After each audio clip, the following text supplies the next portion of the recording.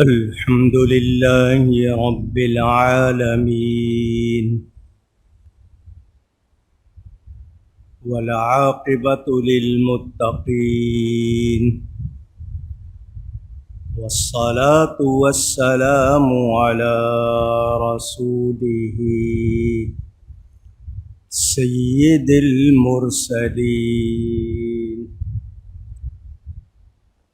رحمة للعالمين شفيع المذنبين سيد الأولين والآخرين سيدنا ومولانا محمد رسول رب العالمين وعلى آله وصحبه أجمعين. أما بعد فأعوذ بالله من الشيطان الرجيم. بسم الله الرحمن الرحيم.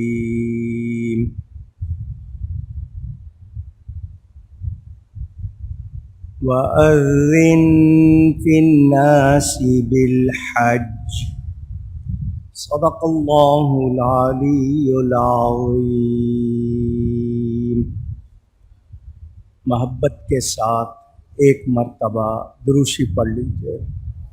اللهم صل على سيدنا ومولانا محمد معدن الجود والكرم وآله وصحبه وبارك وسلم. الصلاة والسلام عليك يا رسول الله. الصلاة والسلام عليك يا حبيب الله. الصلاة والسلام عليك يا رحمة للعالمين وعلى آلك وأصحابك يا شفيع المذنبين.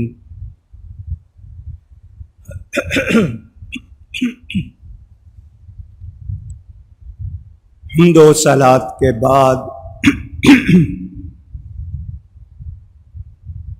اسلامی ہجری تقویم کا 12واں مہینہ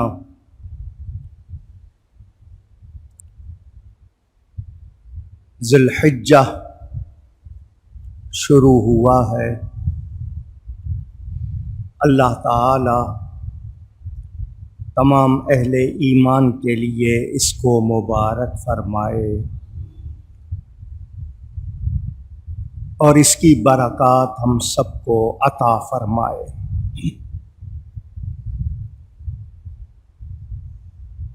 اسلامی تقویم کا پہلا مہینہ محرم اور آخری مہینہ ذی الحج. اس میں اہل ایمان مکہ مکرمہ میں خاص دنوں میں حج ادا کرتے ہیں. ایام معلومات، وہ دن واضح ہیں، معلوم ہیں. کسی اور مہینے میں کسی اور جگہ پر یہ ادا نہیں ہوتے. صرف اور صرف مکہ مکرمہ میں حج کے ایام حجاج کرام، حاجی صاحبان ادا کرتے ہیں. اس سال یہ جو وبا پھیلی ہوئی ہے، پینڈیمک کورونا وائرس، اس کی وجہ سے وہاں کی حکومت نے کسی اور جگہ سے حاجیوں کو آنے کی اجازت نہیں دی. وہیں رہنے والے مقامی افراد جن کو اجازت ملے گی وہ حج ادا کریں گے. اللہ تعالیٰ اس وبا کو دور فرمائے اور ہم سب کو وہاں کی حاضری نصیب فرمائے. اس مہینے میں مسلمان عید الاضحیٰ مناتے ہیں، اس کے بھی دن مقرر ہیں. اس مہینے کی 10 تاریخ کو عید الاضحیٰ کی نماز پڑھتے ہیں، قربانی کرتے ہیں. قربانی کے 3 دن ہیں. یہ بھی کسی اور مہینے میں نہیں ہوتے، اسی مہینے میں ہوتے. وہ مبارک ہستیاں جن کی یاد اس مہینے کے ساتھ وابستہ ہے، ان میں امیر المومنین خلیفۃ المسلمین خلیفہ سوم حضرت سیدنا عثمان غنی رضی اللہ تعالی عنہ ذو النورین، اور اس کے آخر میں خلیفہ دوم امیر المومنین امام المتقین حضرت سیدنا عمر فاروق اعظم رضی اللہ تعالی عنہ کی یاد منائی جاتی ہے. اولیاء کرام میں سے متعدد ہستیاں جن کی یاد اس مہینے سے وابستہ. قبلہ عالم خواجہ خواجگان چشت حضرت سیدنا خواجہ نور محمد صاحب مہاروی چشتیاں شریف والے، نقیب الاشراف حضرت سیدنا پیر طاہر علاء الدین بغدادی رحمۃ اللہ تعالی علیہ، قطب مدینہ حضرت مولانا شاہ ضیاء الدین احمد مدنی قادری رحمۃ اللہ علیہ خلیفہ اعلیٰ حضرت، اور بہت سی ہستیوں کے ایام منائے جاتے ہیں. حاجی جب جاتے تھے ایک سما ہوتا تھا، ایک منظر ہوتا تھا، لوگ بڑے شوق سے حج کے لیے سفر کرتے تھے. اب اس سال دل میں ہی حسرت ہے اللہ تعالی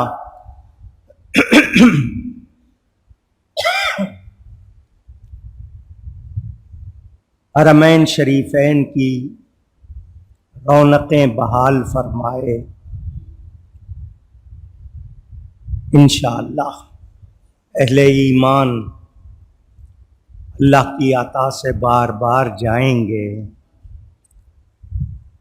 آج حج کے حوالے سے اور زیارت مدینہ کے حوالے سے کچھ باتیں کروں گا. اللہ تعالیٰ مجھے حق بیان کرنے، ہم سب کو حق سن کر اس کو قبول کرنے، اس پر عمل کرنے اور اس پر قائم رہنے کی توفیق عطا فرمائے. بنی الاسلام علی 5، اسلام کی بنیاد 5 پر ہے. 5 ستون ہیں، 5 ارکان ہیں، 5 بنیادیں ہیں جس پر دین اسلام کی بلند و بالا عظیم الشان عمارت قائم ہے. پہلی گواہی اللہ تعالیٰ کی گواہی دینا، نبی پاک کی گواہی دینا. ایمان مفصل اور ایمان مجمل آپ پڑھتے ہیں. آمنت باللہ و ملائکتہ و کتبہ و رسلہ، آگے تک۔ پہلا رکن، پہلی بنیاد، پہلا ستون گواہی ہے، ایمان جس کا مجموعہ۔ دوسرا رکن نماز، صلاۃ۔ تیسرا رکن زکوٰۃ۔ چوتھا رکن روزہ، صوم۔ اور پانچواں رکن حج۔ کوئی ان کا انکار کرے وہ مسلمان نہیں۔ عبادتیں دو طرح کی ہوتی ہیں، مالی، پیسے کے ساتھ کرتے ہیں، مال کے ساتھ۔ دوسری بدنی، بدن کے ساتھ، باڈی کے ساتھ۔ نماز بدن کے ساتھ، زکوٰۃ مال کے ساتھ۔ یہ جو حج ہے یہ ان کا مجموعہ ہے، اس میں مال بھی لگتا ہے، بدن کے ساتھ آپ ارکان ادا کرتے ہیں۔ نماز روزانہ 5 وقت، 5 گانا، 5 ٹائم فرض ہے، سوائے اس کے کہ جو اس قابل نہیں، ہوش و حواس میں نہیں، باقی جو آپ جانتے ہیں۔ روزہ ہر ایک پر ہے سوائے اس کے کہ جو قابل نہیں ہے، جو نہیں رکھ پاتا وہ فدیہ دیتا ہے۔ زکوٰۃ سب پر نہیں ہے، مال والوں پر ہے، جن کے پاس اپنی بنیادی ضرورتوں کے علاوہ ایک خاص مقدار تک مال ہو، وہ زکوٰۃ ادا کرتے ہیں، ہر سال کرتے ہیں۔ نماز روزانہ ہے، روزہ ہر سال ہے، زکوٰۃ ہر سال ہے، مگر حج زندگی میں صرف ایک مرتبہ۔ وہ بھی ہر ایک پر نہیں ہے، صرف اس پر جو صاحب استطاعت ہے۔ صاحب استطاعت کا مطلب صحت کے لحاظ سے سفر کر سکتا ہے، اتنا پیسہ ہے کہ آنے جانے کا خرچ برداشت کرے، پیچھے گھر والوں کو اتنے عرصے کا خرچ دے کے جائے۔ ایسے شخص پر زندگی میں ایک مرتبہ حج کیا ہے؟ فرض۔ اس کے بعد وہ اگر کرے فرض حج کے بعد تو وہ نفلی حج ہوگا، ہر سال کرے بڑے شوق سے، لیکن اب حکومت وہاں کی اجازت نہیں دیتی تاکہ جو حاجی ہیں ان کی تعداد میں اتنا اضافہ ہو جائے کہ وہ انتظام نہ کر سکیں، تو وہ نفلی حج کے لیے ہر سال اجازت نہیں دیتے، کچھ لوگ چلے جاتے ہیں۔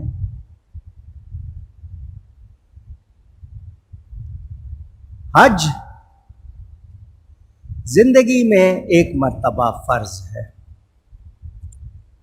نماز پڑھنے والا نمازی نہیں کہلاتا، روزہ رکھنے والا صائم نہیں کہلاتا، زکوٰۃ دینے والا سخی نہیں کہلاتا، مگر حج کرنے والا حاجی ضرور کہلاتا ہے۔ حاجی کہیں، الحاج کہیں، کچھ لوگ کہتے ہیں 3 حج کریں تو الحاج ہوتا ہے، ایسی بات نہیں، ایک ہی حج پہ الحاج۔ عربی میں الحاج، اردو میں آپ حاجی کہہ لیتے ہیں۔ عورت ہوگی تو حاجہ، کچھ لوگ حاجیانی کہہ لیتے ہیں، حجن کہہ لیتے ہیں، یہ اپنے بنائے ہوئے لفظ ہیں۔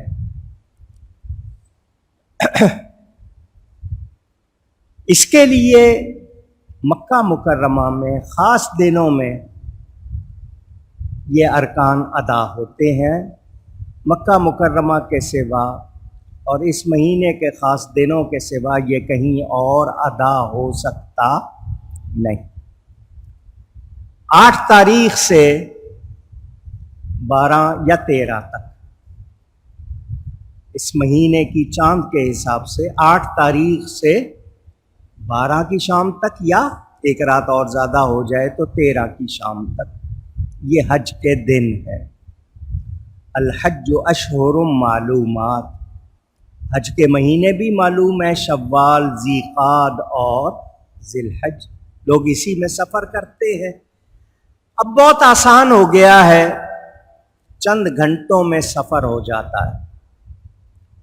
پاکستان سے جائیں 4-5 گھنٹے، دوسری کسی جگہ سے 6، کسی جگہ 7، کسی جگہ 10، کسی جگہ کچھ گھنٹے زیادہ۔ پہلے مہینوں لگتے تھے، 6 مہینے لگ جاتے تھے حاجی کو، کیونکہ موٹریں نہیں تھیں، اتنی سہولتیں نہیں تھیں، اونٹ پر سفر ہوتا تھا یا پیدل سفر ہوتا تھا۔ صرف جدہ سے مکہ جانے میں ہی کتنے دن لگ جاتے تھے، احرام کی حالت کی پابندیاں الگ ہوتی تھیں۔ اب یہ گھنٹوں کا ہو گیا، سہولتیں ہو گئیں، دنیا میں جتنی ایجادات سے آسانیاں ہوئی ہیں ان میں یہ بھی آسان ہو گیا۔ مسلمان ہو، عاقل ہو، پاگل نہ ہو، عقل والا ہو، بالغ ہو، آزاد ہو، غلام نہ ہو، زندگی میں ایک مرتبہ حج فرض ہے ایمان والے پر۔ کوئی عقیدے خراب ہیں، چلا جائے وہ اور بات ہے، جانا اس کا، لیکن فرض کس پہ ہے؟ صحیح عقیدے والے مسلمان پر۔ ہمیں فرمایا گیا کہ حج کرنے میں جلدی کرو۔ کیا کرو؟ آواز آئے، آپ سے کہلواتا ہوں تاکہ یاد ہو جائے۔ زندگی کا کوئی بھروسہ نہیں، آپ اس قابل ہو گئے ہیں کہ حج آپ پر فرض ہو گیا ہے تو دیر نہ کریں۔ کچھ لوگ کہتے ہیں نہیں جی ابھی تو جوان ہے، حج کرنے کے بعد پھر ہم پابند ہو جائیں گے، ان کا مطلب یہ کہ ابھی تو گناہ کر لیں کچھ، پھر جا کے بخشوا لیں گے، تو زندگی کا کیا پتہ ہے۔ ویسے آپ کے ہاں کہاوت ہے جلدی کا کام شیطان کا، لیکن جن کاموں میں جلدی کرنے کو کہا گیا ان میں سے ایک حج ہے۔ لڑکی بالغ ہو جائے، شادی کرنے میں دیر نہ کرو، نماز کا وقت ہو جائے، ادا کرنے میں دیر نہ کرو، قرض ادا کرنے میں دیر نہ کرو۔ اسی طرح فرمایا حج کرنے میں دیر نہ کرو۔ ہمارے ہاں لوگ آخری عمر میں کہتے ہیں بوڑھے ہوں گے تو پھر جائیں گے، اس وقت طاقت ہی نہیں ہوتی جسم میں، اور حج کرنے میں بڑی محنت ہوتی ہے۔ اللہ توفیق دے، سب کو نصیب کرے۔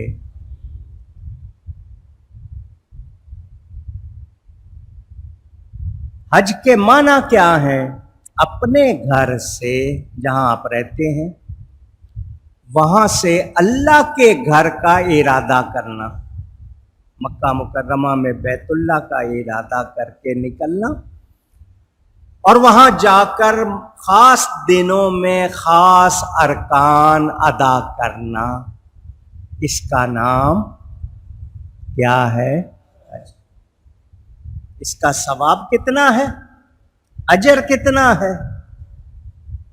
فرمایا من حج للہ فلم یرفث ولم یفسق رجع کیوم ولدتہ امہ، جو اللہ کے لیے حج کرتا ہے اور اس میں 2 کام نہیں کرتا، رفث اور فسق۔ فسق نافرمانی کو کہتے ہیں، رفث بےہودگی کو کہتے ہیں۔ بےہودگی نہ کرے، برا کلام نہ کرے اور نافرمانی نہ کرے، تو ایسا حج کرنے والا جب لوٹتا ہے تو گناہوں سے ایسا پاک ہوتا ہے جیسا اس دن پاک تھا جس دن اس کی ماں نے اس کو جنا تھا، پہلے دن کے بچے کی طرح گناہوں سے پاک ہوتا ہے۔ حج غنی بھی کر دیتا ہے، بہت فائدے ہوتے ہیں۔ یہ بھی میرے آقا کریم صلی اللہ علیہ وسلم نے فرمایا آخر زمانے میں حج ایک رسم بن جائے گا، تاجر کریں گے تجارت کے لیے کہ وہاں کے ہر ملک کے لوگ آتے ہیں، وہ تجارت کے لیے کریں گے، کچھ لوگ گنتی کے لیے کہ اتنے حج ہو گئے ہیں، کچھ لوگ یہ کہ شاپنگ کریں گے کہ وہاں پر مال ملے گا، دنیا کی چیزیں ملیں گی، یعنی ارکان ادا کرنے والے کم لوگ ہوں گے جو خالص ہو کے کریں گے، باقی شامل ہو جائیں گے۔ اب میں آپ کو اگر پوری تفصیل سے سناؤں تو بڑا ٹائم چاہیے کہ مکہ کیسے آباد ہوا، یہ شہر کیسے بنا، اللہ کا گھر کیسے تعمیر ہوا، پہلی بار کس نے طواف کیا، یہ کب سے سلسلہ، یہ ساری تفصیل سناؤں بڑا وقت چاہیے، جمعے کا ٹائم تھوڑا ہوتا ہے۔ جیسے انسان کے جسم میں ناف ہوتی ہے، نیول، ناڑو، آپ کے ہاں جو بھی لفظ کہتے ہیں، اسی طرح پوری زمین کا مرکز ہے جہاں کعبہ ہے، پوری روئے زمین کا سینٹر جہاں کعبۃ اللہ ہے، یہ پوری زمین کا مرکز ہے۔ اس کا پرانا نام بکہ اور اب اس کا نام مکہ۔ مکہ اور بکہ ملتے جلتے لفظ ہیں، ایک معنی مقناطیسی قوت سے ہر ایک کو اپنی طرف کھینچنے والا، دوسرا معنی کہ وہاں جو بھی جائے وہ سر جھکاتا ہے، بھلے کتنے گناہ کیے ہوں وہاں جا کے کیا کرے گا، سر جھکائے گا۔ بیت اللہ، خانہ کعبہ، حرم، یہ نام پکارے جاتے ہیں۔ حضرت آدم علیہ السلام نے اس کو بنایا اور سب سے پہلے طواف بھی انہوں نے کیا۔ جب طوفان نوح آیا تو اللہ نے اس کو اٹھا لیا، یا یہ طوفان میں اس کے پتھر بہہ گئے، دوبارہ حضرت ابراہیم علیہ السلام نے اللہ کے حکم سے اس کو تعمیر کیا، جو پتھر اس میں لگے ہوئے ہیں وہ کئی مرتبہ بدلے گئے ہیں۔ کعبہ عزت والے گھر کو کہتے ہیں۔ یہ مکہ مکرمہ حضرت اسماعیل علیہ السلام سے آباد ہوا۔ حضرت ابراہیم علیہ السلام کے بیٹے وہ اللہ کے حکم سے اپنی بیوی اور بیٹے کو یہاں چھوڑ گئے تھے۔ تفصیل میں نہیں جا رہا، واقعات آپ نے سنے ہوئے، ٹائم تھوڑا ہے، باتیں کرنی ہیں۔ وہ چھوڑ گئے تھے، وہیں ان کی برکت سے زمزم آیا۔ بنو جرہم ایک قبیلہ تھا، خانہ بدوش جس کو ہم کہتے ہیں۔ خانہ کا مطلب گھر، بدوش کا مطلب کندھوں پر، دوش کندھے کو کہتے ہیں، یعنی جو اپنے کندھوں پہ گھر سامان اٹھائے پھرتے ہیں، کبھی کہیں رک گئے کہیں رک گئے۔ وہ کئی مرتبہ یہاں سے گزرے تھے، پہلی مرتبہ انہوں نے پانی دیکھا، اور پانی بھی ایسا جو بھوک بھی مٹا دے، پیاس بھی مٹا دے، پوری کی پوری غذا۔ انہوں نے حضرت ہاجرہ سے پوچھا کیا ہم یہاں رک جائیں؟ اجازت ہے، ساری عمر ہو گئی گھومتے گھومتے، اب ہم چاہتے ہیں یہاں بس جائیں، یہ پانی ہمیں ملے گا۔ آپ نے فرمایا تم دوسری چیزیں مجھے دینا، میں تمہیں پانی دے دوں گی۔ اللہ نے اس طرح مکہ مکرمہ کو آباد کیا، وہاں آبادی ہونے لگی۔ یہ حضرت ابراہیم اور ان کے بیٹے حضرت اسماعیل علیہ السلام نے تعمیر کیا۔ فیہ آیات مبینات، وہاں اللہ کی روشن نشانیاں، اس میں سے ایک مقام ابراہیم ہے۔ مقام کہتے ہیں کھڑے ہونے کی جگہ کو۔ حضرت ابراہیم علیہ السلام جب کعبہ تعمیر کر رہے تھے تو دیوار اونچی ہو گئی، اب وہاں سیڑھی لیڈر نہیں تھی، تو ایک پتھر اپنے پاؤں کے نیچے رکھا، اس کے اوپر کھڑے ہو کے دیوار اونچی کی۔ اللہ نے اس پتھر کو اپنی نشانی بنا دیا۔ حضرت ابراہیم اوپر ہوتے وہ پتھر اونچا ہو جاتا، وہ نیچے ہوتے وہ نیچا ہو جاتا۔ نرم کر دیا اللہ نے ان کے لیے۔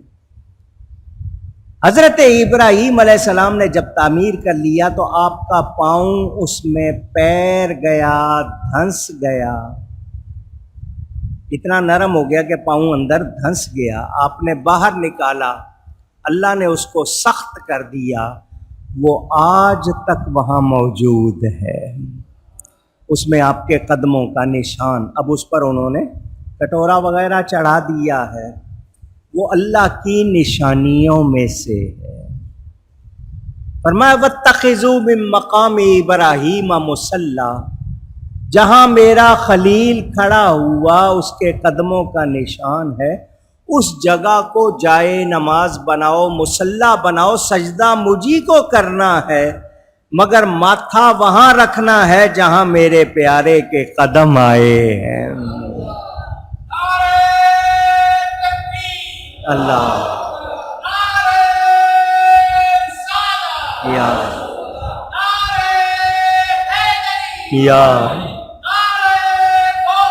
یا غوث پاک۔ حجر اسود، حجر کہتے ہیں پتھر کو، اسود کہتے ہیں کالے کو، بلیک سٹون۔ قبضۃ الید، یہ ہاتھ میں مٹھی میں آ جانے والا پتھر ٹوٹ گیا، اب اس کے ٹکڑے لگے ہوئے۔ وہ جو چاندی کا کٹورا آپ کو نظر آتا ہے اس کے اندر پورا حجر اسود نہیں، چھوٹے چھوٹے ٹکڑے لگے ہیں، دھیان سے دیکھیں تو وہ جو چھوٹے چھوٹے ٹکڑے اس میں لگے ہوئے ہیں وہ حجر اسود ہے۔ یہ حضرت آدم علیہ السلام جنت سے لائے تھے یا جبریل نے لا کے دیا؟ وہ کعبے کی دیوار میں لگا ہوا ہے۔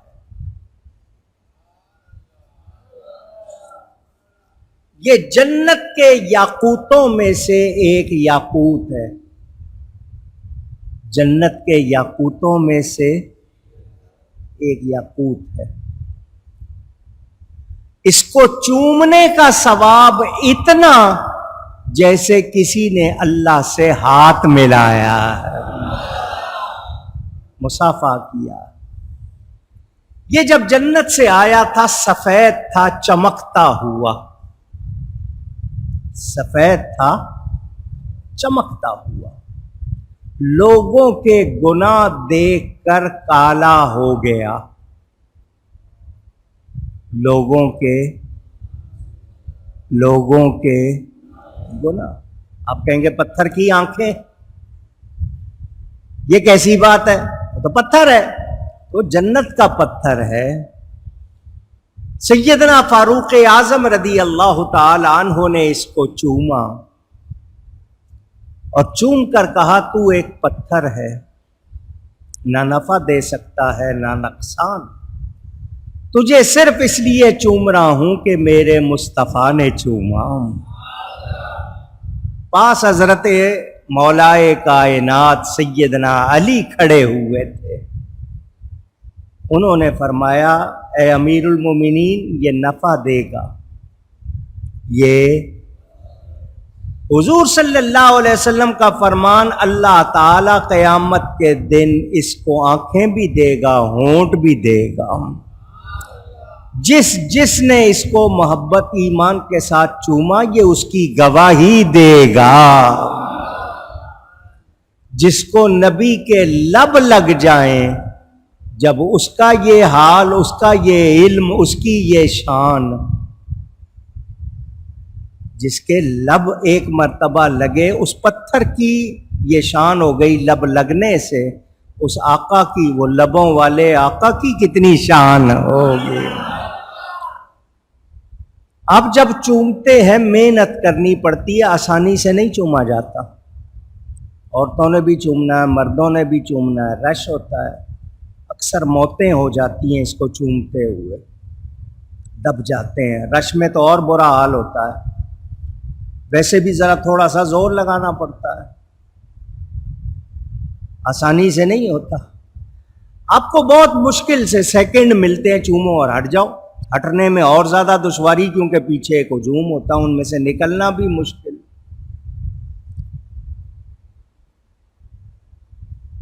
وہ آپ کو جانتا ہے، وہ پتھر آپ کو، آپ کے والد کو جانتا ہے، آپ کا اصلی باپ کون ہے جانتا ہے۔ ایمان آپ کے دل میں ہے، وہ آپ کی ایمانی حالت کو جانتا ہے، قیامت کے دن گواہی دے گا۔ اندازہ کریں جب جنت کے ایک پتھر کی یہ شان، جنت کے مالک میرے آقا کی کتنی شان ہے۔ بات سمجھ میں آ رہی ہے؟ 4 کنارے ہیں۔ بیت اللہ جب تعمیر ہو رہا تھا، مکہ والوں نے دوبارہ بنایا، ان کے پاس یہ شرط تھی کہ اس میں وہ پیسہ لگانا ہے جو حق حلال کا ہو، محنت کر کے حق حلال کی کمائی، دوسرا پیسہ اس میں نہیں لگانا۔ پیسے پڑ گئے تھوڑے، عمارت پوری نہیں ہوئی، تو حتیم جو کعبے کا اندرونی حصہ ہے اس پہ عمارت نہیں بن سکی، وہ چھت میں شامل نہیں ہو سکا۔ یہ بھی ہمارے لیے ایک انعام ہو گیا، ورنہ کعبے کے اندر ہر ایک کو جانے کا موقع نہیں ملتا، اس میں حتیم میں چلے جاتے ہیں، کعبے میں پہنچ جاتے ہیں۔ میرے دوستوں اور بزرگوں، وہ جو 4 کنارے ہیں کعبے کے، ایک کا نام ہے رکن عراقی، ایک کا نام ہے رکن شامی، ایک کا نام ہے رکن یمانی۔ کیا نام بتایا میں نے؟ رکن یمانی۔ پہلے حجر اسود وہاں لگا ہوا تھا، اب حجر اسود دوسرے کنارے پر ہے، تو وہ جگہ جہاں پہلے لگا ہوا تھا اب تو اس کو کوئی نہیں چومے گا۔ جب وہاں حجر اسود نہیں رہا تو حضور نے اس کو بھی چوما۔ صحیح ابن خزیمہ میں روایت، اس پہ ہاتھ پھیرنا ہے، 1 مرتبہ چوم لینا ہے، تاکہ اس کو یہ نہ ہو کہ اب مجھے کوئی پوچھتا نہیں ہے، میرے آقا پتھروں کا بھی خیال رکھ رہے ہیں۔ اور کعبے کا پتھر ہے تو لازمی بات ہے اس کو شرف، اور کتنے پتھر ہیں، مگر آپ ان کو اہمیت وہ نہیں دیتے جو کعبے سے لگ گئے۔ اہمیت ہو گئی یا نہیں ہو گئی؟ یہ کعبہ اللہ کا گھر ہے، اللہ رہتا نہیں ہے، وہ مکان سے پاک ہے، جسم سے پاک ہے، سمتوں سے پاک ہے، یہ اس کی تجلی گاہ ہے، تجلی گاہ، کعبۃ اللہ۔ اس کے دروازے کا نام ملتزم، اس کو لوگ لپٹتے ہیں، سینہ اس سے لگاتے ہیں، رخسار لگاتے ہیں، روتے ہیں، وہاں دعا کرتے ہیں۔ کعبے کا دروازہ، باب الکعبہ، ملتزم۔ طریقہ کیا ہے؟ آپ نے 7 پھیرے لیے ہیں تو طواف کے بعد واجب الطواف 2 رکعت پڑھی ہے، پھر آپ آ کے اس کعبے کے دروازے کو لپٹ کے دعا کرتے ہیں۔ وہ دعا کی قبولیت کی جگہ ہے۔ رکن یمانی اور حجر اسود کے درمیان دعا کرنے والے مومن کی دعا پر ہزاروں فرشتے آمین کہتے ہیں۔ اتنے حصے کا نام ہے مستجاب۔ کیا نام ہے؟ میں نے آپ کو سمجھا دیا، جس پہ طواف کرتے ہیں وہ مطاف ہو گیا، کعبے کی عمارت کے 4 کنارے ہیں، آگے آدھا وہ دائرہ بنا ہوا ہے، وہ حصہ حتیم ہو گیا۔ چاروں رکنوں کے نام بھی بتا دیے، مقام ابراہیم بھی بتا دیا، ملتزم کعبے کا بھی، دروازے کا بھی بتا دیا۔ اس کے ساتھ اب فرش کیا ہوا ہے، پہلے پہاڑی تھی، دائیں طرف پہاڑی تھی صفا، بائیں طرف پہاڑی تھی مروہ، یوں صفا سے مروہ تک، مروہ سے صفا تک سعی ہوتی ہے، جس کو اردو والے سعی کہتے ہیں۔ 7 پھیرے، ایک طرف سے دوسری طرف جانا، ایک پھیرا، آنا جانا نہیں، ایک طرف کا ایک پھیرا، یہ 7 پھیرے سعی کے ہوتے ہیں۔ یہ صفا اور مروہ 2 چھوٹی چھوٹی پہاڑیاں تھیں۔ حضرت ہاجرہ علیہ السلام اپنے فرزند سیدنا اسماعیل علیہ السلام کے لیے پانی ڈھونڈ رہی تھی کہ شاید پہاڑی کے اس طرف ہو، تو ایک پہاڑی سے دوسری طرف جا رہی ہیں، درمیان میں جگہ ایسی آ رہی ہے، گہری ہے، بچہ نظر نہیں آ رہا، تھوڑا سا تیز چل رہی ہے، ادھر گئیں پھر ادھر آئیں۔ اللہ کو وہ ادا پسند آ گئی، اللہ نے ان پہاڑیوں کو اپنی نشانیاں فرما دیا۔ ان الصفا والمروہ، آپ نے قرآن میں سنا، یہ جو صفا اور مروہ یہ پہاڑیوں کے نام ہیں، ان کو کیا فرمایا؟ من شعائر اللہ، اللہ کی نشانیوں میں سے۔ اللہ کی ایک بندی چلی، اس کے قدم لگے، اللہ کی نشانیاں بن گئے۔ جہاں اللہ والے کے قدم لگے وہ جگہ اللہ کی نشانی بن گئی۔ تو جہاں اللہ والا خود موجود ہے اس جگہ کا اندازہ کیا جائے۔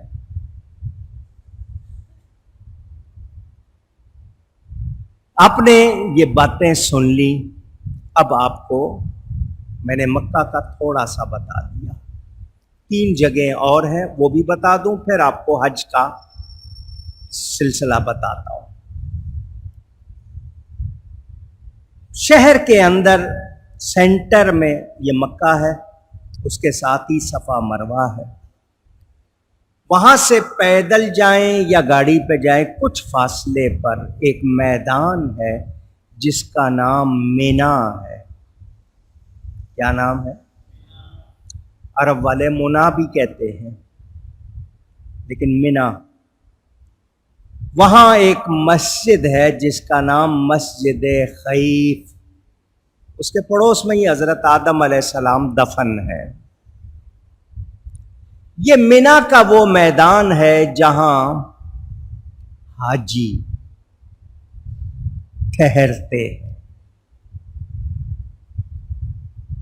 بہت بڑا میدان ہے، اب تو وہاں بہت ساری عمارتیں بن گئیں کیونکہ حج بھی اب ایڈوانس ہو گیا، ایک جیسا نہیں رہا، سارے حاجیوں کا ایک جیسا نہیں، زیادہ پیسے دو، زیادہ مزے سے رہو، ایئر کنڈیشن کمرے میں رہو، حج بھی VIP ہو گیا۔ حالانکہ ایک جیسا ہونا چاہیے تھا تاکہ سب کی تربیت ہوتی کہ یہاں آ کر تو نہیں ایسا۔ بہرحال اس مینا کے میدان میں ہی حضرت ابراہیم علیہ السلام نے اپنے فرزند حضرت اسماعیل علیہ السلام کی قربانی دی۔ اسی میدان میں شیطان نے آ کر حضرت اسماعیل کو روکا تھا، جہاں جہاں روکا تھا وہاں پلر بن گئے، وہاں رمی کی جاتی ہے، کنکر مارے جاتے ہیں، کہتے ہیں نا شیطان کو کنکریاں مارنا۔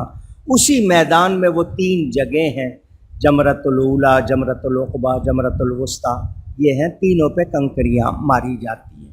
اردو والے بڑا شیطان، بیچ والا شیطان، چھوٹا شیطان نام رکھے ہوئے، جمرات کہتے ہیں ان کو۔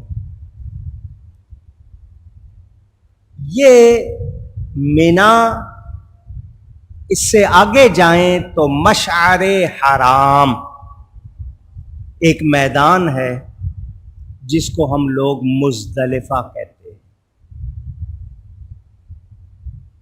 یہ میدان ہے، وہاں پر حاجی ایک رات گزارتے ہیں کھلے آسمان کے نیچے، کوئی وہاں خیمے وغیرہ نہیں ہوتے، مینا میں خیمے لگے ہوتے ہیں۔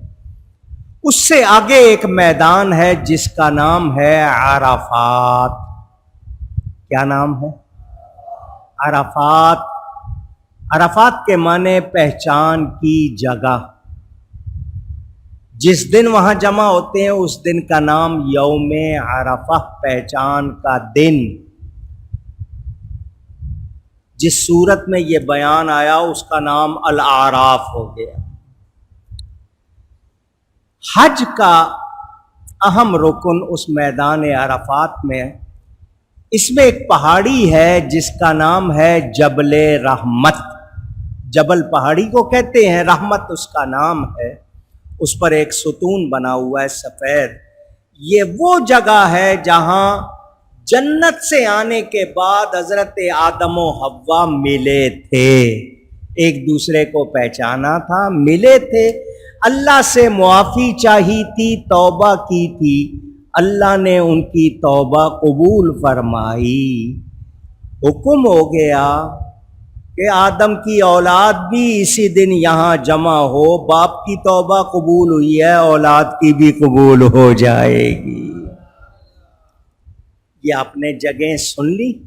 اب آئیے آپ کو حج بتاتا ہوں مختصر، کیونکہ تفصیل میں نہیں جا سکتا، وقت بہت لگ جائے گا۔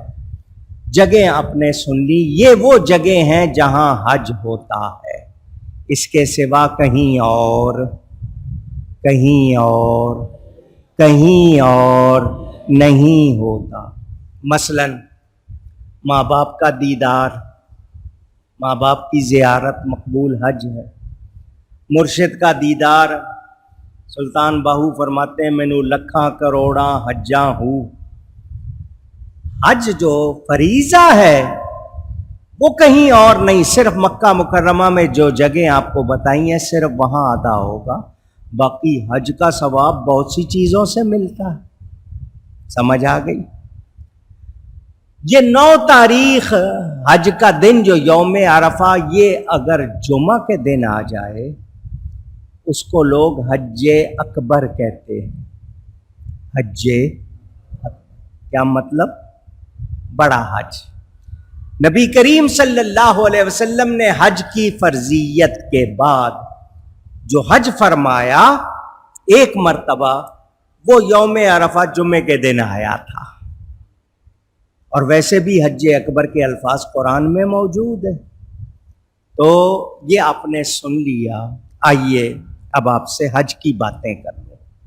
مکہ کی باتیں ہو گئی، تھوڑی سی ہوئی، ثواب کتنا ہے، وہاں کے پہاڑ کتنی شان والے، اس شہر کی کتنی برکتیں۔ میرے والد صاحب قبلہ کی کتاب راہ عقیدت وہ پڑھ لیجئے گا، اس میں آپ کو معلوم ہو جائے گا، مکہ کا بھی مدینہ کا بھی بہت ذکر اس میں ہے، وہ آپ پڑھیں گے تو انشاءاللہ بہت لطف آئے گا۔ حج 3 قسم کا ہوتا ہے۔ کتنی؟ 3۔ حج قران، حج تمتع اور حج افراد۔ حج قران کیا ہے، حج تمتع کیا ہے، حج افراد کیا ہے؟ مختصر، آپ نے اپنے گھر سے سفر کے لیے احرام باندھا، حج کی نیت سے جا رہے ہیں، حج کے لیے جا رہے ہیں، احرام باندھا، کیونکہ جہاں سے بھی آئیں گے مکہ سے پہلے آئے گا میقات۔ کیا آئے گا؟ میقات اس جگہ کو کہتے ہیں کہ عمرہ اور حج کرنے والا وہاں سے احرام کے بغیر نہیں گزر سکتا۔ وہ جگہ ہے، ہر کوئی عراق سے آ رہا ہے، کوئی پاکستان سے آ رہا ہے، کوئی کہاں سے، اس کے لیے میقات ہے۔ وہاں سے آپ حج کے لیے یا عمرے کے لیے جا رہے ہیں تو بغیر احرام کے نہیں جا سکتے۔ آپ اپنے گھر سے چلے ہیں، آپ نے احرام باندھا عمرے کی نیت سے کہ جاؤں گا عمرہ کروں گا، احرام کھول دوں گا، جتنے دن رہوں گا روز احرام باندھ کے عمرہ کرتا رہوں گا یا جب دل چاہے گا کرتا رہوں گا؟ صرف عمرے کی نیت سے احرام باندھا تو اس کا جا رہے ہیں حج کے لیے، لیکن پہلے جا کے عمرہ کرنا ہے آپ نے، تو اس احرام والے حج کو جو آپ نے عمرے کے لیے باندھا ہے کہ عمرہ کروں گا پھر وہاں مکہ میں رہوں گا اور عمرے کرتا رہوں گا، جب حج کا موقع آئے گا حج کا احرام باندھ لوں گا، اس کو حج تمتع کہتے ہیں۔ کیا کہتے ہیں؟ تمتع کے معنی فائدہ اٹھانا۔ تو آپ فائدہ اٹھاتے ہیں، عمرہ کیا، احرام کھول دیا، پابندیوں سے نکل گئے، جب دل چاہا احرام پہن لیا، عمرہ کرتے رہے، جب حج کا موقع آیا حج کا احرام باندھ دیا۔ حج اور عمرے کا اکٹھا احرام باندھیں، مثلا آپ جا رہے ہیں، آج چاند کی سمجھے 2 تاریخ ہے یا 3 تاریخ ہو جائے یا 4 تاریخ ہو جائے، آپ گئے، جاتے ہوئے آپ نے جو احرام باندھا کہ اسی میں ہی عمرہ کروں گا، اسی احرام میں حج کروں گا، یعنی جا کے عمرہ کر لوں گا لیکن عمرہ کرنے کے بعد احرام کی پابندی میں رہوں گا حج تک، پھر کپڑے بدل سکتے ہیں لیکن احرام کی پابندی میں رہوں گا۔ چادریں بدلنے سے وہ نہیں ہوگا کہ احرام کینسل ہو جائے گا، میلی ہو گئی، آپ نے دھو لی، دوبارہ پہن لی۔ لیکن حج اور عمرے کا اکٹھا احرام تو اس کو کہتے ہیں حج قران۔ کیا کہتے ہیں؟ قرآن نہیں، قران۔ یہ سب سے افضل حج ہے کیونکہ اس میں آپ نے پابندی زیادہ قبول کی ہے، اپنے آپ کو زیادہ پابند رکھا ہے، تو اس میں ثواب بھی زیادہ ہے۔ وہاں کے رہنے والے یا قریب کے لوگ جو ہیں وہ آتے ہیں، عمرے کی طرح حج ہوتا ہے ان کا، قربانی اس میں نہیں ہوتی ہے، اس کا نام ہے حج افراد۔ وہ زیادہ تر مقامی لوگ کرتے ہیں، جو وہاں کے رہنے والے، دور سے جانے والے یا تو قیران کرتے ہیں یا تمتع کرتے ہیں، ان دونوں میں قربانی ہوتی ہے، حج افراد میں قربانی نہیں ہوتی۔ یہ آپ نے سن لیا 3 قسم کا حج۔ حج کے بانا بھی بتا دیے آپ کو، یہ بھی بتا دیا کہ مکہ مکرمہ میں ہوگا، خاص دنوں میں ہوگا۔ اس کے دن ہیں 8 تاریخ ذی الحجہ کے مہینے کی، اونچی کہہ لیں، 8 تاریخ کو آپ نے ظہر سے پہلے، ظہر سے زوال کے ٹائم سے پہلے مینا پہنچ جانا ہے۔ کہاں پہنچنا ہے؟ مینا۔ آپ پہنچ گئے، احرام کی حالت میں، پیدل گئے، بس پہ گئے، گاڑی میں گئے، جیسے گئے، مینا پہنچ جانا ہے۔ 7 تاریخ کو گزار کے جو رات آتی ہے، اس رات میں حاجی تیاری کرتے ہیں سارے اپنے آپ کو۔ اب تو بہت رش ہونے لگ گیا، تو اسی رات میں لوگوں کو معلم جو ہوتے ہیں وہ لے جاتے ہیں، کیونکہ 20، 25، 30 لاکھ آدمی ایک ہی وقت میں جانا مشکل، تو وہ رات سے لے جانا شروع کر دیتے ہیں۔ اب مینا میں پہنچ گئے ظہر سے پہلے، تو 5 نمازیں آپ نے مینا میں ادا کرنی ہیں۔ کتنی؟ ظہر، عصر، مغرب، عشاء اور اگلی صبح فجر۔ کتنی ہو گئیں؟ 5۔ مینا میں آپ نے جتنا وقت گزارنا ہے، وظیفے پڑھیں، نفل پڑھیں، آرام کریں، دعائیں کریں، آپ سے جتنی نیکی ہو سکتی ہے آپ کریں۔ 9 تاریخ کی صبح فجر پڑھنے کے بعد آپ نے بلند آواز سے تلبیہ، کیا لفظ کہا میں نے؟ پھر کہیے، یہ تلبیہ پکارنا ہے، ویسے تو سارے حج میں، لیکن اس دن زیادہ آواز سے، لبیک اللہم لبیک لبیک لا شریک لک لبیک ان الحمد والنعمت لک والملک لا شریک لک۔ کوئی امریکی ہے، کوئی برطانوی ہے، کوئی یورپ کا ہے، کوئی افریقہ کا ہے، کوئی ہندوستان، پاکستان، افغانستان، ایران، جہاں کا ہے، ایک لباس میں ہے اور سب یہی پکار رہے ہوں گے. ایک عجیب سما ہوتا ہے، ہر طرف سے آوازیں لبیک، حاضر ہوں میں، اللہم لبیک، اے اللہ میں حاضر ہوں، لبیک لا شریک لک لبیک، حاضر ہوں تیری بارگاہ میں، تیرے حضور، تیرا کوئی شریک نہیں. ان الحمد والنعمت، بے شک تمام تعریف، تمام نعمت تیرے لیے، اور تیرے لیے ہی ملک ہے. لا شریک لک، تیرا کوئی شریک.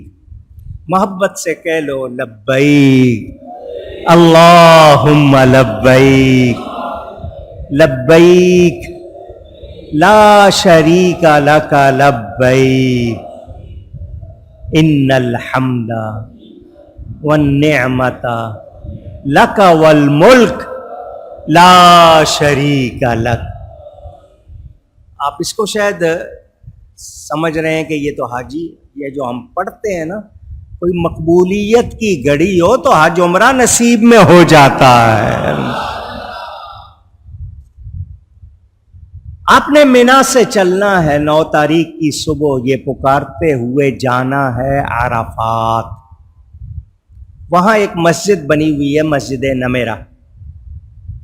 یہ آدھی عرفات میں ہے، آدھی عرفات سے باہر ہے. لوگ اس میں چلے جاتے ہیں، ایئر کنڈیشن ہے، چلو جائیں گے، بیٹھ جائیں گے، پھنس جاتے ہیں. شوق سے جاتے ہیں کہ مسجد ہے، آرام ملے گا، ایئر کنڈیشن ہے، پھنس جاتے ہیں. تقریباً 1.5-2 لاکھ بندہ اس مسجد میں آ جاتا ہے. جو جاتے ہیں کیوں پھنس جاتے ہیں؟ پیشاب آ گیا، نکلنا مشکل ہو جاتا ہے. اکثر لوگ شکایت کرتے ہیں کہ جی ناپاک ہو گئے، یہ ہو گیا، وہ ہو گیا. بہرحال اکثریت اپنے خیموں میں، وہاں خیمے لگے ہوئے ہیں. یہ حج کا رکن اعظم، حج کا، یہ عرفات کے میدان میں 9 تاریخ کو نہیں گئے تو حج نہیں ہوتا. حج میں 2 چیزیں لازمی ہیں، کعبے کا طواف اور عرفات کے میدان میں 9 تاریخ کو ٹھہرنا. آپ پہنچ گئے ہیں میدان میں، زیادہ ٹائم نہیں بھی ملا، پہنچ گئے ہیں، حج ہو جائے گا. نہیں پہنچے تو حج نہیں ہوگا. یہ رکن اعظم. وہاں نبی کریم صلی اللہ علیہ وسلم نے خطبہ ارشاد فرمایا تھا مینا میں، عرفات میں. وہ سارے خطبے جمع کر کے خطبہ حجۃ الوداع، جس کو ہیومن چارٹر بھی کہتے ہیں، ایسا خطبہ تاریخ میں کہیں اور ملتا نہیں. پڑھو اس کو اور اس پر عمل کرو. حضور صلی اللہ علیہ وسلم 1.25 لاکھ سے زیادہ صحابہ تھے آپ کے ساتھ. کوئی مائک نہیں تھا، کوئی اسپیکر نہیں تھا. میرے آقا اونٹنی پر بیٹھے خطاب فرما رہے تھے. ہر آدمی یوں سن رہا تھا جیسے حضور اس کے کان میں بول رہے. سب ساتھ تھے کہ حضور کے ساتھ حج کریں گے، سیکھیں گے بھی، اور حضور کے ساتھ حج کتنی بڑی بات ہے. یہ میدان عرفات میں پورا دن گزارنا ہے. آپ نے تھکے ہوئے ہیں تو کچھ دیر آرام کر لیں. روزہ رکھ سکتے ہیں تو رکھیں اس دن کا روزہ. گئے سال اور آنے والے سال اللہ چاہے تو حدیث کے مطابق مفہوم یہ ہے کہ وہ پورے 1 سال کی عبادت کا ثواب دے دیتا. نہیں رکھ سکتے کوئی بات نہیں. وہاں آپ نے توبہ بھی کرنی ہے اور زیادہ وقت دعاؤں میں گزارنا. زیادہ وقت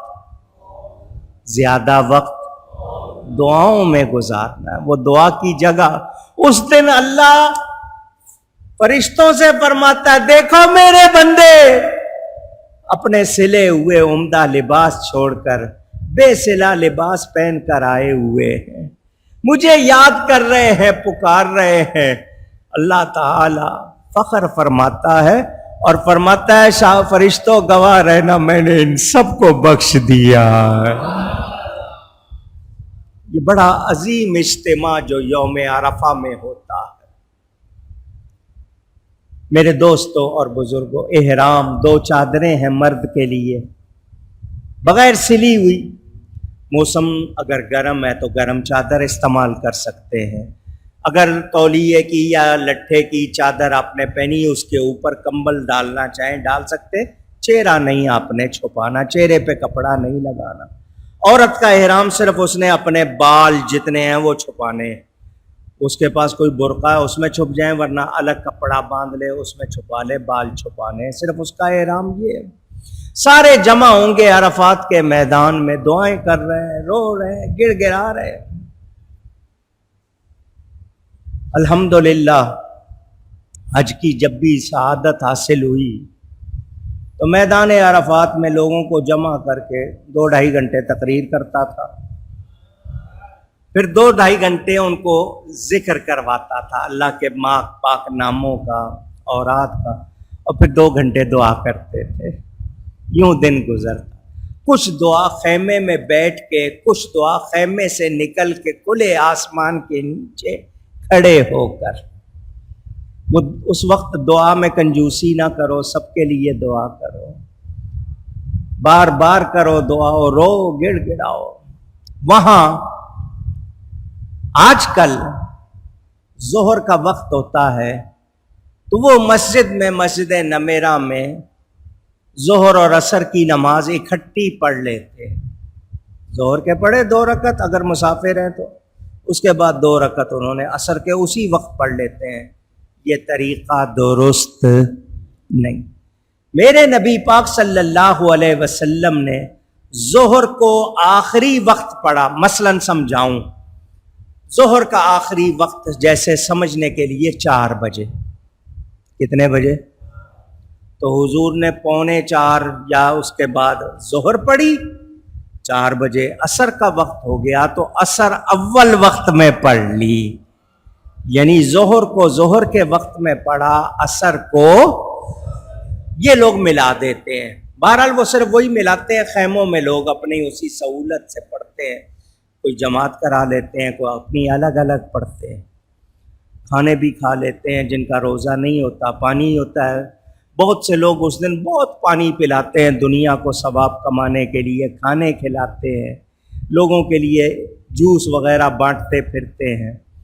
زیادہ تر لوگ رو رہے ہوتے ہیں، دعائیں کر رہے ہوتے ہیں. وہاں مغرب ہو جائے گی، یعنی سورج غروب. ادھر سورج غروب ہوا، سارے ایک دوسرے کو مبارکباد، حج مبارک، حج مبارک، کیونکہ حج کا رکن اعظم ہو گیا. حج کی مبارکباد دے رہے ہوتے ہیں. نماز کوئی نہیں پڑھ رہا ہوتا مغرب کی، اور تازہ تازہ حج کیا ہے. قرآن کہتا ہے ان الصلاۃ کانت علی المؤمنین کتابا موقوتا، بے شک نماز مومنوں پر فرض کی گئی ہے وقت مقررہ میں. مغرب کا وقت سورج غروب ہو جانا. سورج غروب ہو گیا ہے، مبارکباد دے رہے ہو، گلے مل رہے ہو، خوشیاں منا رہے ہو، نماز کیوں نہیں پڑھ رہے؟ بڑے سے بڑے مولانا صاحب، بڑے سے بڑے علامہ صاحب، بڑے سے بڑے پیر صاحب، سب کو دیکھو کوئی نماز وہاں مغرب کی نہیں پڑھتا. جو بسوں میں ہے وہ بسوں میں بیٹھ جائیں گے، گاڑیوں میں بیٹھ جائیں گے، جو پیدل ہیں چلیں گے. کہاں جانا ہے؟ مزدلفہ. واپس مشعر حرام وہاں پہنچنا ہے. آپ کو پہنچنے میں 15 منٹ لگے، یا آپ کو 1.5 گھنٹہ لگے، یا آپ کو 6 گھنٹے لگے. جب آپ مزدلفہ پہنچیں گے تو آپ وہاں پہنچ کر مغرب کی نماز ادا پڑھیں گے، قضا نہیں پڑھیں گے. رات کے 2 بجے پہنچے ہیں، ادا پڑھ رہے ہیں. پہلے مغرب کے فرض، پھر آپ نے عشاء کے فرض، پھر مغرب کی سنتیں، پھر عشاء کی سنتیں. اور کوئی کہے مغرب کا وقت وہاں ہو گیا تھا، یہ 4 گھنٹے بعد یہاں آ کے پڑھ رہے ہو، ایسا کیوں کر رہے ہو؟ تو جواب ایک ہی ہے، نبی نے ایسا کیا ہے. قرآن کہتا ہے نماز کا وقت مقرر. میرے نبی پاک صلی اللہ علیہ وسلم نے عرفات میں مغرب کی نماز نہیں پڑھی، مزدلفہ آ کر پڑھی ہے. دنیا 1500 سال ہونے والے ہیں اسی طرح کر رہی ہے. نبی کے بغیر خدا ملتا نہیں. دین پر عمل ہو سکتا نہیں، بغیر نبی کے نہیں ہو سکتا۔ یہ رات بڑی اہم رات ہے۔ آپ کے ہاں عید کی رات ہوتی ہے، صبح 10 تاریخ ہے، دوسرے جگہوں پر حاجیوں کے لیے عید نہیں ہوتی ہے، ان پر عید کی نماز نہیں ہے، ان کی یہ رات بڑی خاص ہے، بڑی وہاں جاتے ہی لوگ نماز پڑھ کے کنکریاں چننے لگ جاتے ہیں، چھوٹے چھوٹے کنکر، وہ سارے کے سارے 70 کنکریاں لیتے ہیں، دھو کے تھیلی بنا کے رکھ لیتے ہیں، سارے لگے ہوتے ہیں چننے میں، تھکے ہوتے ہیں، کچھ لوگ لیٹ جاتے ہیں تھوڑی دیر، مگر وہ رات جاگنے کی رات ہے۔ تھوڑی دیر اگر گھنٹہ 1.5 گھنٹہ لیٹے ہو کوئی حرج نہیں، مگر وہ جاگنے کی رات ہے۔ اب آپ کو راز بتا دوں یا صرف اتنی کہ بس بڑی رات ہے کافی ہے؟ حج والے دن حضور نے دعا فرمائی، یا اللہ میرے غلام ہیں، کمزور ہیں، حقوق اللہ اور حقوق العباد ان سے پوری طرح ادا نہیں ہو سکیں گے، معاف فرما دے۔ ہم غلاموں کے لیے دعا کی، حقوق اللہ اور حقوق العباد معاف فرما دے۔ آپ کے منہ سے سننا چاہ رہا تھا، آپ نہیں کہہ رہے، بہرحال چلیں۔ اللہ تعالی نے دعا کے جواب میں فرمایا، میرے جو حق ہیں، حقوق اللہ ہے، کوئی کوتاہی کمزوری ہو گئی تو ہم معاف کر دیں گے، حقوق العباد معاف۔ حضور نے یہ ساری رات دعا میں لگا دی، یا اللہ حقوق العباد بھی معاف فرما دے، ساری رات لگا دی۔ حضور روئے، ہم غلاموں کو یاد کر کے دعا کی، صبح فجر پڑھی، فجر پڑھ کے حضور بیٹھے تو حضور مسکرانے لگ گئے۔ صحابہ نے پوچھا، حضور آپ اس وقت مسکرا رہے ہیں، کوئی خاص بات؟ فرمایا میری دعا قبول ہو گئی۔ وہ شیطان سر پہ مٹی ڈالتا ہوا جا رہا تھا، اس کو دیکھ کے میں ہنس پڑا کہ وہ مایوس ہو گیا، اللہ نے میری یہ دعا بھی قبول فرما لی۔ اس رات میں ہو سکے وہاں کچھ دیر لیٹ جاؤ، آرام کر لو 1-1.5-2 گھنٹے، اس کے بعد اٹھو، نوافل پڑھ لو، صلاۃ التسبیح پڑھ لو، تہجد پڑھ لو، سجدے میں سر رکھو، دعا کرو۔ وہاں آپ کے پاس کوئی بستر وغیرہ نہیں ہوتا، کچھ لوگ رکھ لیتے ہیں چٹائیاں فولڈ کی ہوئی، یہ جو کارٹن ہوتا ہے نا جس میں سامان رکھتے ہیں، اپنا تجربہ بتا رہا ہوں، میں نے یہ ایک اٹھا لیا، اس کے ٹانکے کھولے، بچھایا، بہترین بستر بن گیا، نرم بھی ہو گیا، وہ آرام سے اس پہ تھوڑی دیر لیٹا، پھر اس کے بعد ساری رات پڑھتے رہے، اسی پہ مصلی بچھا کے نماز پڑھتے رہے۔ صبح یہ جو 10 تاریخ ہے، یہ حاجیوں کے لیے اس میں بہت سے کام ہیں۔ آپ لوگ تو نماز پڑھتے ہیں، حاجیوں کو اس میں 4 کام کرنے ہیں۔ کتنے؟ اور چاروں میں بڑی محنت ہوتی ہے۔ سب سے پہلا کام، جو جس کو بڑا شیطان کہتے ہیں نا، بڑا شیطان، جمرۃ الاولیٰ یا کبرا بھی کہتے ہیں اس کو، بڑا، اس کو 7 کنکریاں مارنی ہیں۔ کتنی؟ 7 کنکریاں اس کو مارنی۔ اس کے بعد قربانی کرنی ہے۔ کیا کرنی ہے؟ حج کا دم یا قربانی، جو بھی آپ نے کرنا ہے۔ حج کا دم بھی ہوتا ہے، بعض لوگ قربانی بھی ساتھ کرتے ہیں، قربانی کرنی ہے۔ آج کل کوپن لے لیے جاتے ہیں، لوگ کوپن لے لیتے ہیں، بہرحال۔ تیسرا کام، قربانی کے بعد سر منڈانا ہے۔ جو آپ کے بال ہیں، جو ہر بال کا چوتھا حصہ کٹوائے، اس کے لیے حضور نے 1 مرتبہ دعا کی، جو پورا سر منڈائے حضور نے ان کے لیے 3 مرتبہ دعا کی۔ سر منڈانا ہے، کتنے کام ہو گئے؟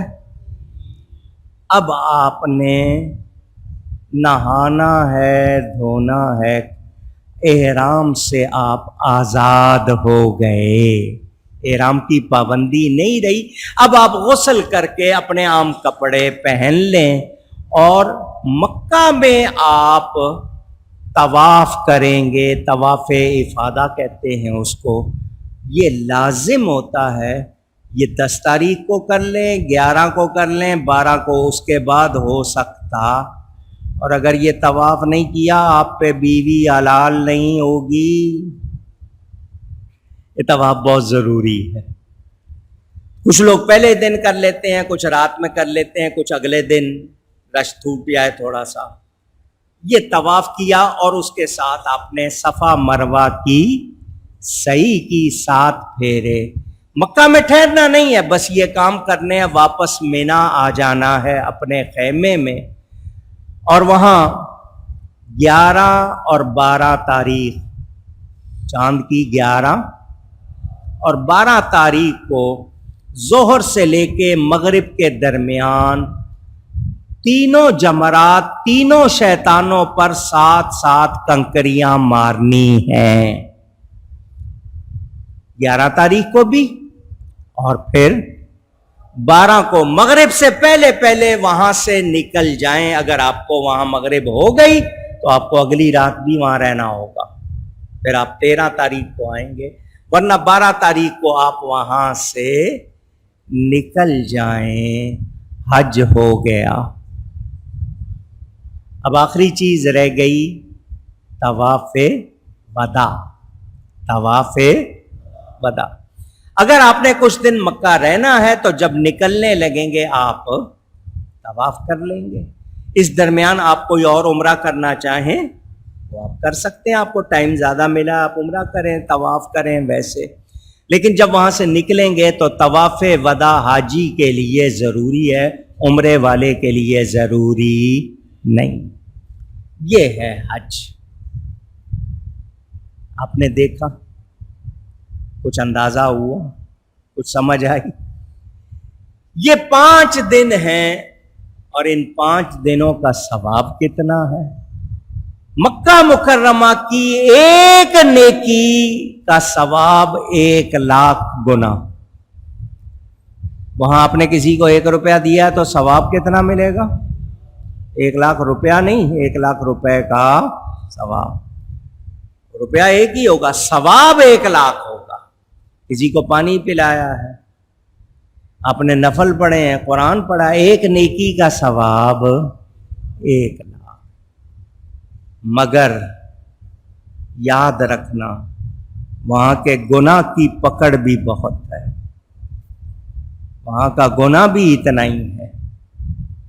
اگر نیکی 1,00,000 ہے تو گناہ بھی،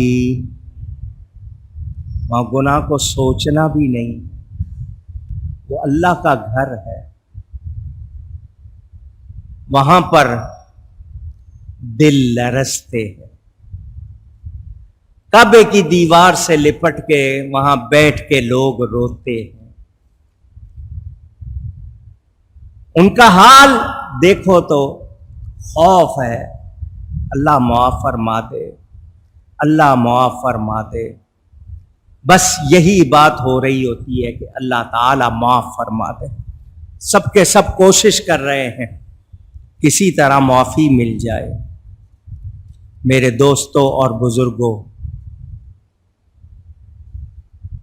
منظر دیکھنے والے ہوتے، مگر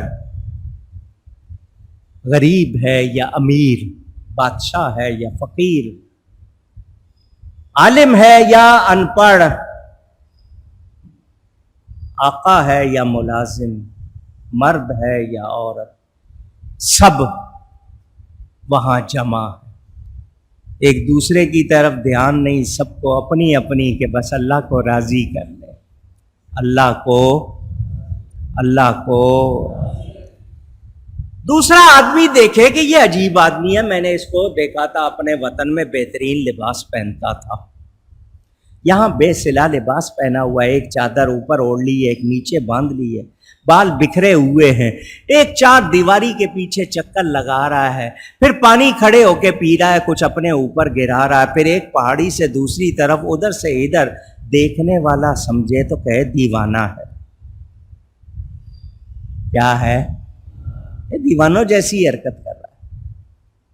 مگر اس کا ظاہر بھی پاک ہو رہا ہے، باطن بھی۔ سنو، تم نے حج کر لیا، تم نے ظاہر بھی اجلا کر لیا، یہاں دیوانے بنے رہے، اب فرزانے بن جاؤ۔ اب جس بارگاہ کی حاضری ہے وہاں دیوانہ پن نہیں چلتا، وہاں ادب کے سوا کچھ اور کام نہیں۔ حاجیو آؤ شہر شاہ کا روضہ دیکھو۔ حاجیو، یہ حج کس کے طفیل ملا ہے؟ اب اس بارگاہ میں جانا ہے۔ اللہ نے نبی پاک صلی اللہ علیہ وسلم کی قبر مکہ میں نہیں بنائی کہ کوئی یہ نہ کہے کہ چلو حج کو جا رہا ہوں، نبی کو بھی سلام ہو جائے گا۔ نہیں، نبی کے لیے نیت کرو، خاص طور پر نیت کر کے جاؤ۔ کس بارگاہ میں؟ تم نے کعبہ دیکھا ہے نا، تو کعبہ خود بتا رہا ہے میرا منہ کدھر ہے، ذرا وہ بھی تو دیکھ لو۔ میزاب رحمت، کعبے کی چھت پر جو پانی جمع ہوتا ہے وہ پرنالہ لگا ہوا ہے، بارش کا پانی اس سے نیچے گرتا ہے، اس کا نام ہے میزاب رحمت۔ میزاب کہتے ہیں پرنالے کو، رحمت کا پرنالہ، تو اس کا نام رحمت کیوں ہے؟ وہ تو پرنالہ ہے۔ وہ کہتا ہے میرا رخ دیکھو، میرا منہ کدھر ہے۔ میرا نام جو رحمت پڑا ہے نا، اس کی ذرا وجہ سمجھو۔ میرا منہ کدھر ہے؟ میرا منہ ہے رحمت للعالمین کی طرف، میرا منہ مدینے کی طرف ہے، میں پرنالہ ہوں، رحمت والا ادھر ہے۔ حاجیو آؤ شہر شاہ کا روضہ دیکھو۔ کعبہ تو دیکھ چکے، کعبے کا کعبہ دیکھو۔ اللہ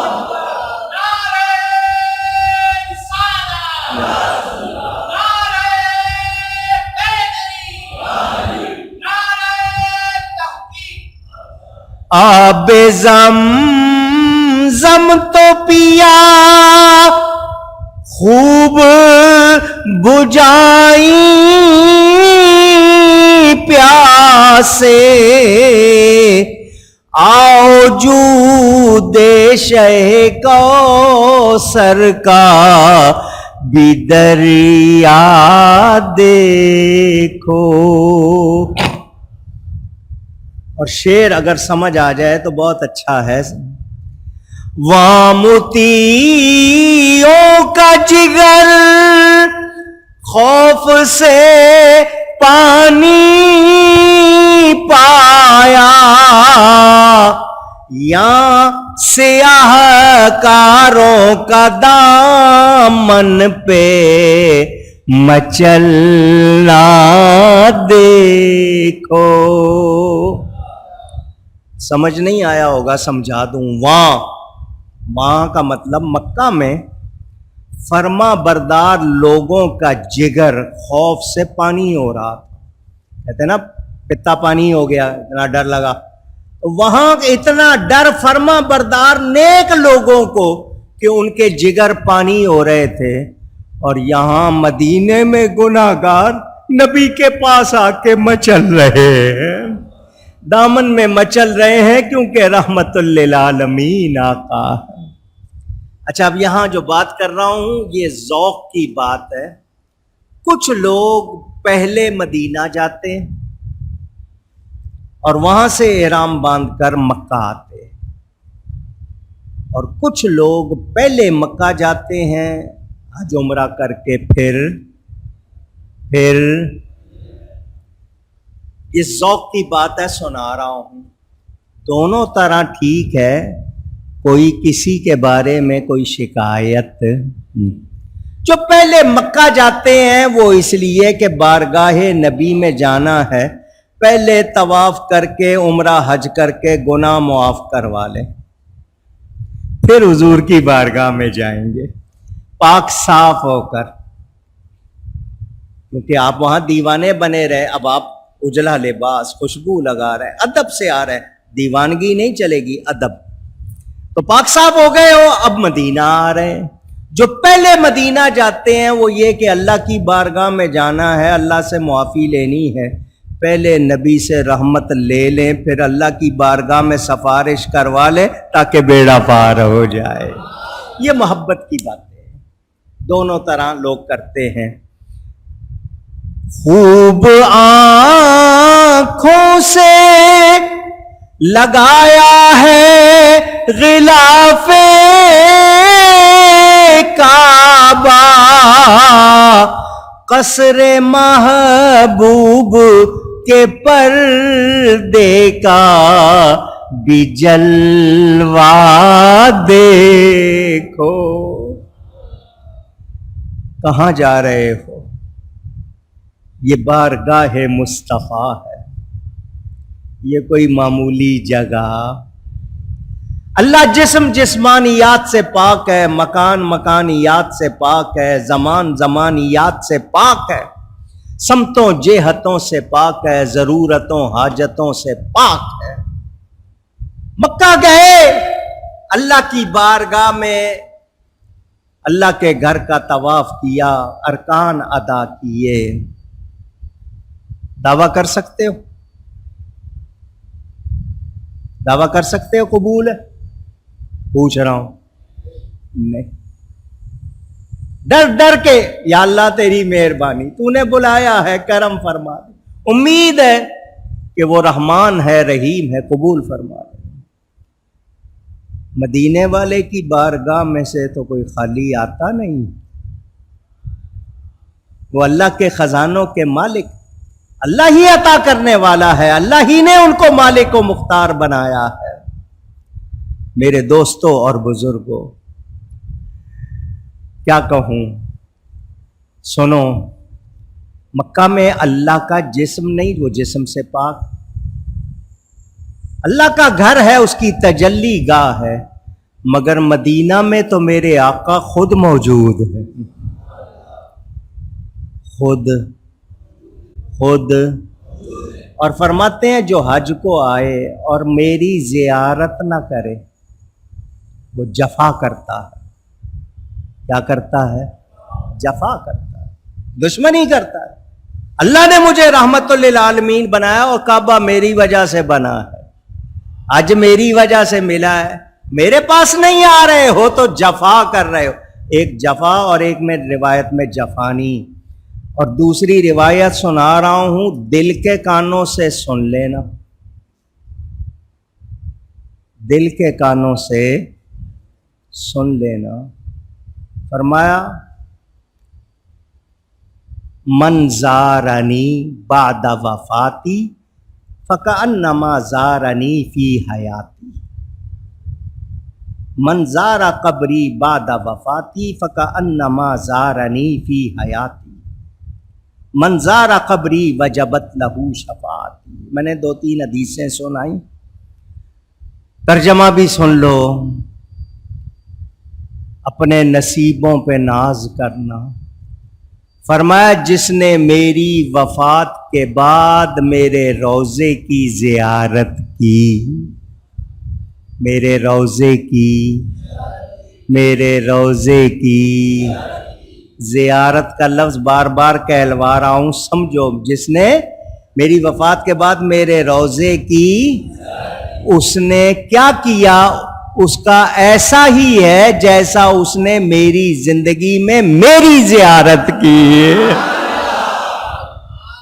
دیکھتے سنہری جالیاں ہیں، سمجھو یہ کہ سرکار کو دیکھ رہے. فرمایا جس نے میری قبر کی زیارت کی اس کے لیے میری شفاعت واجب ہو گئی. اور میں موجود ہوں خود مدینے میں. مکہ میں اللہ کا گھر ہے، اللہ ہر جگہ ہے، میں خود مدینے میں موجود ہوں. اور زمین کا وہ ٹکڑا جو نبی کے جسم سے لگا ہوا ہے، زمین کا وہ ٹکڑا، آپ کی قبر کا وہ حصہ جو آپ کے جسم سے لگا ہوا ہے، وہ کعبے سے نہیں نہیں آسمانوں سے، نہیں نہیں اللہ کے عرش سے بھی بلند ہے۔ اللہ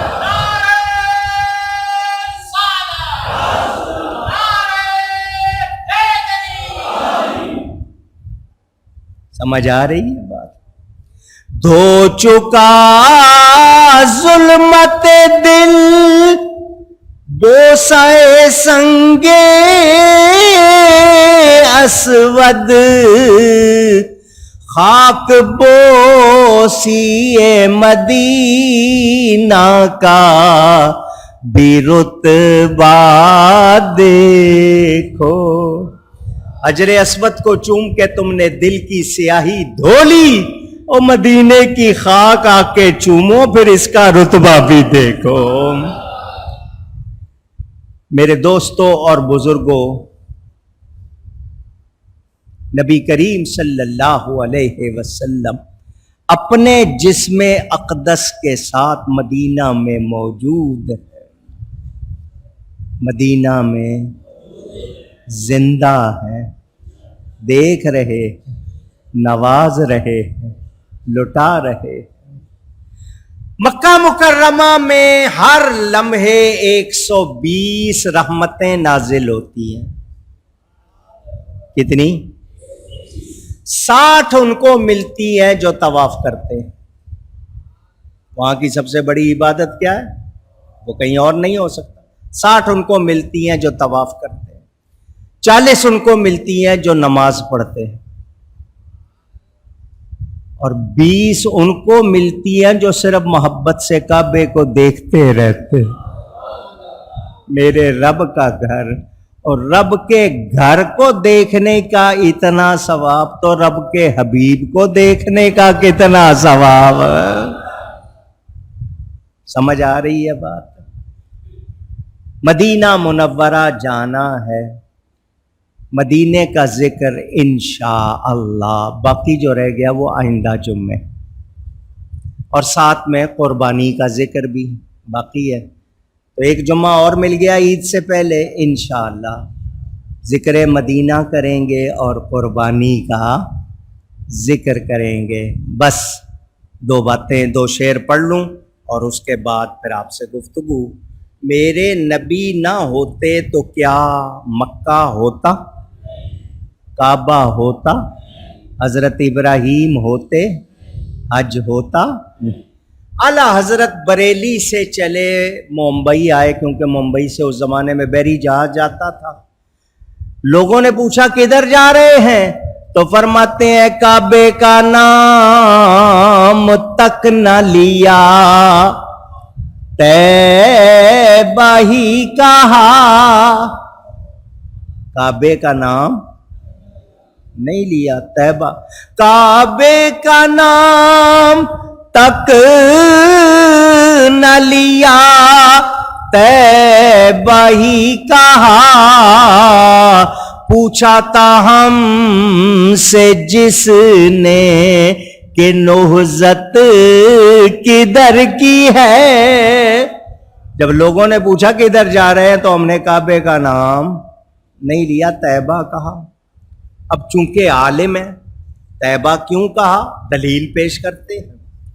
ہوتے کہاں خلیل و بنا، کعبہ و منا، لولاک والے صاحبی سب تیرے گھر کی ہے۔ خلیل حضرت ابراہیم علیہ السلام، بنا ان کے بیٹے حضرت اسماعیل علیہ السلام۔ ہوتے کہاں خلیل و بنا، اگر حضور نہ ہوتے تو نہ حضرت ابراہیم ہوتے، نہ ان کے بیٹے حضرت اسماعیل ہوتے، نہ کعبہ ہوتا، نہ مینا ہوتا۔ اللہ خود فرما رہا ہے لولا کلمہ، محبوب اگر تم نہ ہوتے، آپ کو نہ بناتا، میں اپنا رب ہونا بھی ظاہر نہ کرتا۔ تو لولاک والے صاحبی سب تیرے گھر کی۔ اب انہوں نے بتا دیا کہ میں نے طیبہ کیوں کہا، یہ بھی بتا دیا۔ اب طیبہ کہنے کا فائدہ کیا ہوا؟ طیبہ جانے کا فائدہ کیا؟ ان کے طفیل حج بھی خدا نے کرا دیے، ورنہ اصل مراد حاضری اس پاک در کی ہے۔ مدینے کا کہا، مدینے گئے، فائدہ یہ ہوا کہ ان کی برکت سے اللہ نے حج بھی کرا دیے، ورنہ ہماری اصل مراد کیا تھی؟ حضور کی بارگاہ کی حاضری تھی۔ کچھ لوگ کہتے ہیں مدینے جاؤ، نبی کی نیت نہ کرو، یہ ساری باتیں انشاءاللہ آئندہ جمعے۔ حج کا تھا موسم، حج کی باتیں، اس لیے حج کا ذکر کیا۔ اللہ تعالی قبول فرمائے۔ گفتگو میں کہیں کوئی غلطی ہوئی ہو، اللہ کی بارگاہ میں توبہ کرتا ہوں۔ وآخر دعوانا ان الحمد للہ رب العالمین۔